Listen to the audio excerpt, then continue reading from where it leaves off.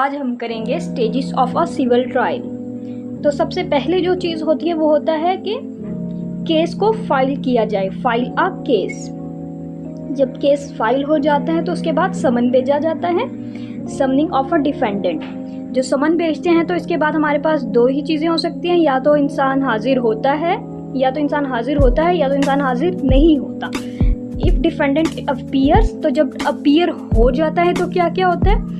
तो सबसे पहले होता है फाइलिंग ऑफ रिटन स्टेटमेंट। सबसे पहले रिटन स्टेटमेंट होती है, उसके बाद हमारे पास इशू फ्रेम होता है, उसके बाद हमारे पास आते हैं एविडेंस किसके, प्लेंटिफ के।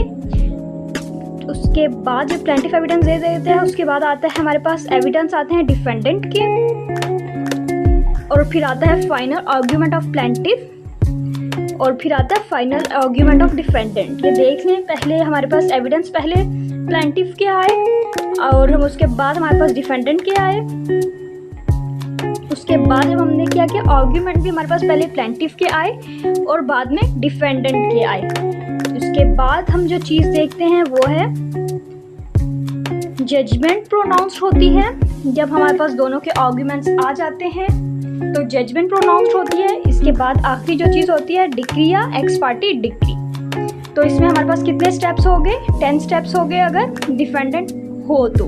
पहला स्टेप क्या है, अगर डिफेंडेंट आए तो फाइलिंग ऑफ अ केस के टोटल 10 स्टेप्स हैं।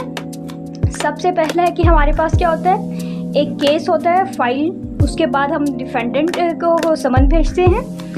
अगर डिफेंडेंट आ जाता है तो हमारे पास होता है filing of written statement. Written statement के बाद जो इशू फ्रेम होता है, इशू फ्रेम होने के बाद एविडेंस आते हैं प्लेंटिफ के, इसके बाद एविडेंस आते हैं डिफेंडेंट के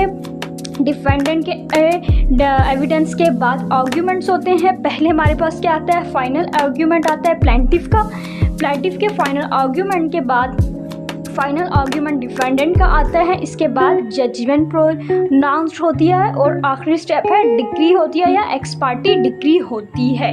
ये सब कुछ कब होता है, इफ़ डिफेंडेंट अपीयर। ठीक है, अगर डिफेंडेंट अपीयर हो तो ये सब कुछ होगा। अगर डिफेंडेंट अपीयर नहीं होता तो कौन कौन से स्टेजेस हमारे पास आ सकते हैं? तो हमारे पास ये 5वां स्टेज आता है क्या, एविडेंस ऑफ प्लेंटिफ के एविडेंस होते हैं। उसके बाद हमारे पास 7वीं चीज़ आती है final argument of plaintiff. 9th में हमारे पास जो पॉइंट है जजमेंट एंड प्रोनाउंस्ड, और 10th में डिक्री या एक्स पार्टी डिक्री। ठीक हो गया, ये हमारे पास टोटल 10 स्टेजेस हैं, स्टेजेस ऑफ सिविल ट्रायल के। अगर जो हमारे पास डिफेंडेंट ना आए तो हमारे पास ये वाले 5, 7, 9 और 10 जो है ये वाले स्टेजेस आएंगे अगर डिफेंडेंट ना आए तो। शुक्रिया, अल्लाह हाफिज़।